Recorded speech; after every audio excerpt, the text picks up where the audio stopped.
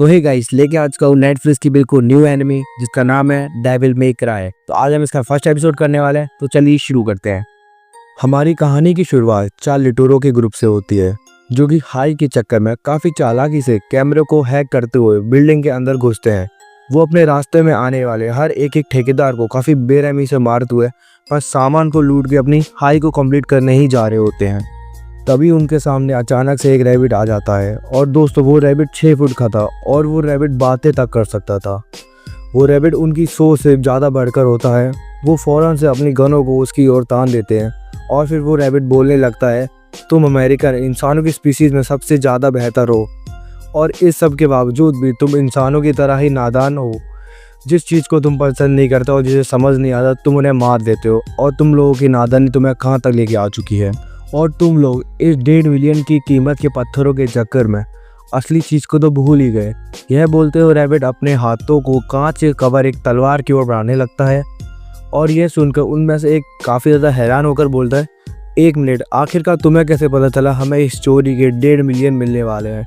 वो रैबिट हंसकर इसका जवाब देता है, क्योंकि इस चोरी की कीमत मैंने ही लगाई थी।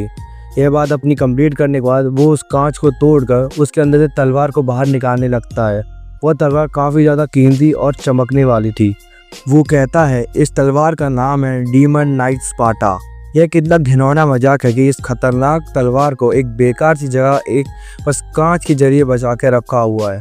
वो लिटोरो से पूछता है, सोचो अगर दोजख ना होती तो इंसान आखिर कितने ज़्यादा गुनाह के ऊपर गुनाह करते चले जाते। यह काफ़ी हैरानी की बात है कि लोग सिर्फ और सिर्फ दोजख की दुनिया से बचने के लिए ही अपने गुनाहों को दबा कर रखते हैं। वह दुनिया कोई और नहीं बल्कि मेरी दुनिया है। इससे हमें यह तो मालूम पड़ता है कि वो कोई बाहर से आया हुआ एक डीमन है। तभी उन लिटोरों के ग्रुप में से एक आगे बढ़कर बोलता है, और रैबिट तुम काफ़ी ज़्यादा बढ़ कर रहे हो। मुझे इससे फ़र्क नहीं पड़ता कि तुम कौन हो, मुझे इससे फ़र्क पड़ता है कि जो तुमने कीमती पत्थरों के 1.5 मिलियन की कीमत लगाई है वो हमें हर हालत में चाहिए। फिर वो रैबिट कहता है, हाँ तुम लोगों को मिलेंगे, ज़रूर मिलेंगे। रैबिट फ़ौरन अपनी तलवार निकालता है और उसी वक्त तुरंत उसकी गर्दन काट देता है, जिसके देखने के बाद सारे कैदी डर जाते हैं और वो उसके ऊपर गोलियां चलाने लगते हैं। लेकिन अपना रैबिट भी कहाँ काम था, वो सिर्फ और सिर्फ तलवार की मदद से सारी गोलियों को काट देता है और रिफ्लेक्ट कर देता है। लेकिन जैसे जैसे वहाँ पर सिक्योरिटी आ जाती है, लेकिन वो एक बॉक्स था उसको ट्रिगर करता है और वहाँ पर एक धमाका हो जाता है और उसी वक्त उसका सहारा लेके वो वहाँ से भाग जाता है।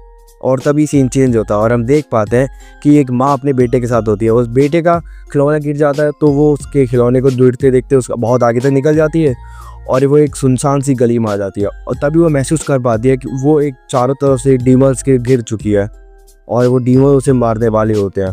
और उसी वक्त हमारे मेन कैरेक्टर की एंट्री होती है और उसका नाम था डांते। वो बड़े आसानी से अपनी शूटिंग स्किल के दम पर उन तीनों डीमंस को बहुत बुरी तरीके से मार रहा होता है। और फिर उसके आगे हम देखते हैं कि उसने उन तीनों के तीनों डीमन को ख़त्म कर दिया था।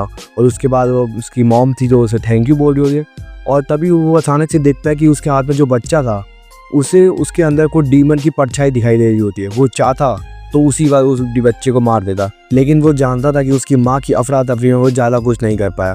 फिर तभी ये सीन चेंज होता है और हम देख पाते हैं कि न्यूज़ चैनल पर उसी रात की पूरी कहानी चल रही है कि ये जो भी काम हुआ था, वो लोग रैबिट को तो आइडेंटिफाई नहीं कर पाए थे, तो वो सारे का सारा ब्लेम रशिया की टेक्नोलॉजी पर डाल देते हैं। उसके बाद हम देखते हैं कि एक ब्रॉडकास्टर जो कि लाइव कर रहा था वो उसमें बताता है कि इन्होंने सारा का सारा ब्लेम रशिया की टेक्नोलॉजी पर डाल दिया। लेकिन ऐसा नहीं है, बोलता है कि हमने बहुत सारी रिसर्च किया और ये सारा एक डीमंस के काम किया हुआ है। वो सारे लोग उस पर हंस रहे होते हैं और कुछ भी नहीं समझते और उसके ऊपर बहुत सारी मीमें भी बनने लग जाती है।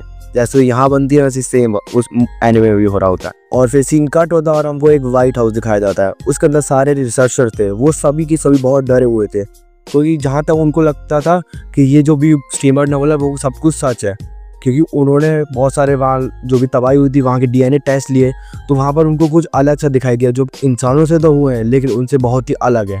और उसी बीच उन्होंने बहुत सारे CCTV कैमरा भी चेक किए होते हैं जहाँ उनको डीमन का होते हुए का कुछ सबूत मिलता है। उनको बहुत सारे फोटेज मिलते हैं, बहुत सारे फोटोज़ मिलते हैं जहाँ पर उन्हें इंसानों की तरह डीमंस दिखाई दे रहे होते हैं। फिर हमको दिखाया जाता है कि वो बोलते हैं कि इंसान हमेशा किसी दूसरी चीज़ के बारे में सोचते रहते हैं और उसकी रिसर्च करते रहते हैं। वो हमेशा एलियन के बारे में सोचते हैं। तो हम एलियन से तो नहीं मिल पाए, लेकिन यहाँ हम डीमन आ चुके हैं। और फिर हमको बताया जाता है कि उन्होंने ढूंढ ही लिया कि एक ब्रिज जहाँ पर उनकी दुनिया और हमारी दुनिया को एक दीवार एक अलग करके रखती है। बहुत सारे क्वांटम फील्ड की वजह से वो दुनिया अलग रहती है, लेकिन यहाँ इतनी सारे छेड़खानी और खिलवाड़ की वजह से वहाँ पे एक दरार आ गई है और छोटी सी दरार को पोर्टल कहा जाता है। वो पोर्टल उनको आने तो देती है लेकिन उनको रोकती भी है। उसके बाद हम देखते हैं कि ये डॉक्टर डार्क.com के लिए काम कर रहा होता है, जिसको फाउंडेशन को वाइस प्रेसिडेंट अपने फंडिंग से चलाते हैं। इसी बीच में वहाँ पर एक अनजान शख्स भी एंटर करके बोलता है कि उस बिल्डिंग की सीसीटीवी फुटेज ये हमारे हाथ लग चुकी है। और फिर जब वो जैसे उस वीडियो को प्ले करते हैं वो काफ़ी ज़्यादा डर जाते हैं, क्योंकि उस फुटेज में एक रैबिट काफ़ी ज़्यादा दहशत से उन लुटेरों को मार रहा होता है और वो लुटेरे को बिल्कुल भी दया नहीं दिखा रहा था। और वो बहुत अनाउंसमेंट करता है, जल्दी सारे हेल के दरवाजे खोल दिए जाएंगे, अगर किसी में दम है तो रोक के दिखा दो।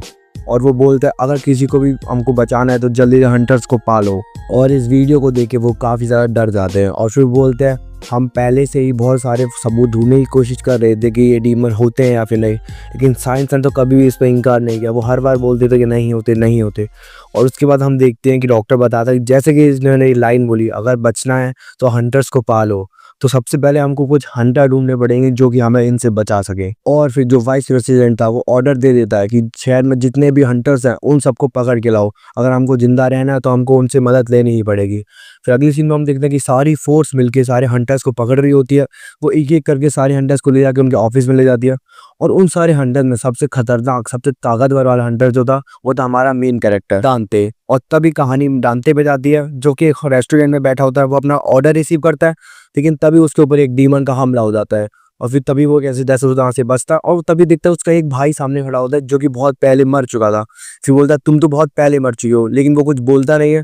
तो तभी वो अपनी गन निकालता है और अपने भाई पे गोली चला देता है और तभी वो डॉज कर देता है। तभी हमको पता चलता है जो उसका भाई नहीं बल्कि वो एक डीमन था, वही डीमन जो एक बच्चे के रूप में उधर था।